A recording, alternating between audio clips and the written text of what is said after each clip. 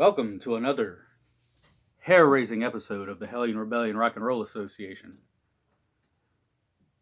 And tonight it's going to be hair-raising because we are talking about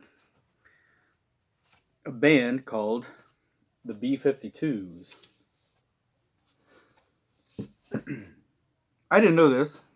My entire life, I'd always called these haircuts beehive haircuts or hairstyles. But apparently, in the 40s or 50s, they were known as B-52's. So that's where they get their name. The B-52's get their start around 77, 78. They put their first album out in 79. And they are just a very fun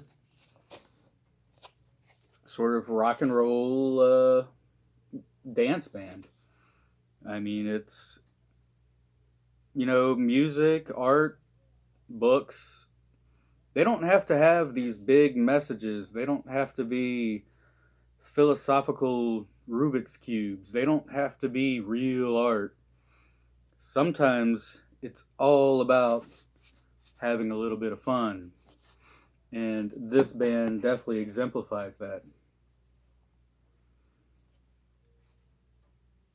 So,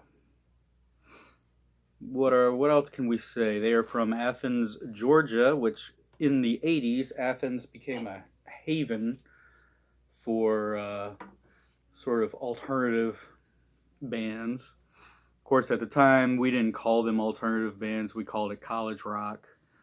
Most notably would be REM, came out of Athens, Georgia, but the other big band would be the B-52's, Widespread Panic, Black Crowes. I wouldn't call them alternative, but they came from Athens. Pylon, Drive-By Truckers.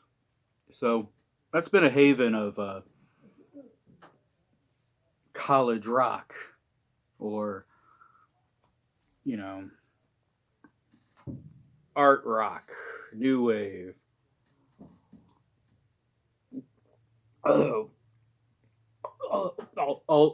Alternative music.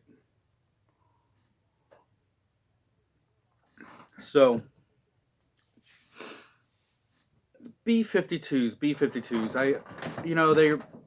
they're really known for some of their bigger hits like Rock Lobster, My Own Private Idaho, and of course in the early 90s is when I was introduced to them, was with an album called Cosmic Thing, which had the huge song Love Shack. Rome was on there. That album just blew them right out of the water.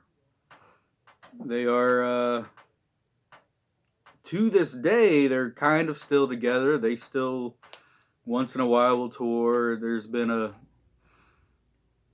revolving door of different musicians who play with them, but there's usually two or three of these people still together in the band. And they like to play a lot of shows where they raise awareness for AIDS, and they raise money for AIDS research, which, that stuff still exists today. Don't think it doesn't.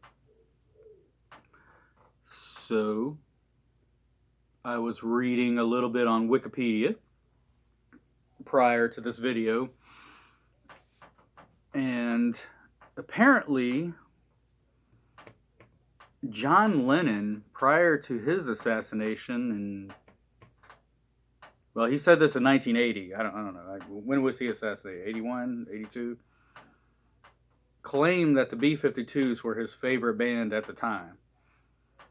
And I just find that to be really fascinating, because I just don't, I can't picture John Lennon listening to this band. I guess it kind of makes sense. He was into some really odd music at the time. He was heavily involved in Yoko Ono's Plastic Ono band, and that was some weird stuff. So I guess I can see that. I just find it fascinating that such a legendary artist would would say, "Well, right now, 1980, B-52's is my favorite band." So, if you guys are expecting to hear Love Shack or one of the dance party songs, you're going to be disappointed. I'm not going to play one of those songs. I'm actually going to play a song that is atypical of this band, and it's a song that is um, kind of psychedelic, spacey. It's a song I've always wanted to sort of hear Spaceman 3, Man Astroman, The Church. I'd always wanted to hear a band like that redo this song. And this song is called 53 Miles West of Venus, which is still one of my favorite, all time favorite B-52 songs. And I think I like it just because it's sort of has this psychedelic vibe to it.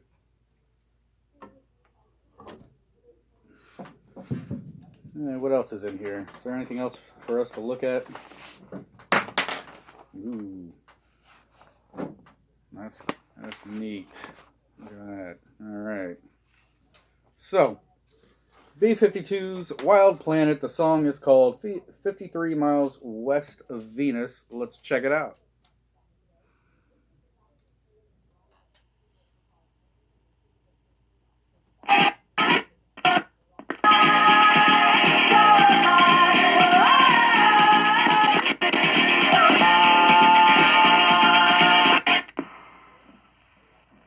Here it is.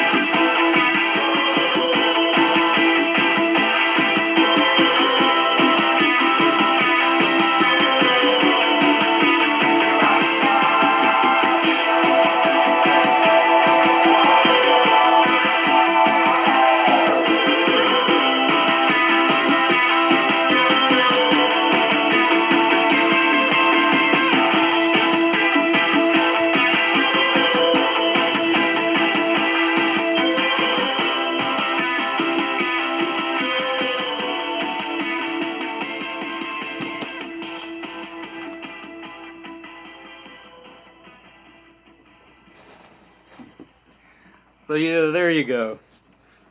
53 miles west of Venus by the B-52's. Great band. Very fun to listen to. And like I said, sometimes it's about dancing and having fun and forgetting about the world for a little while. Fun with science fair projects. That's a good time too. Okay. Have a good weekend. Stay safe. And I will see you next week. Thank you.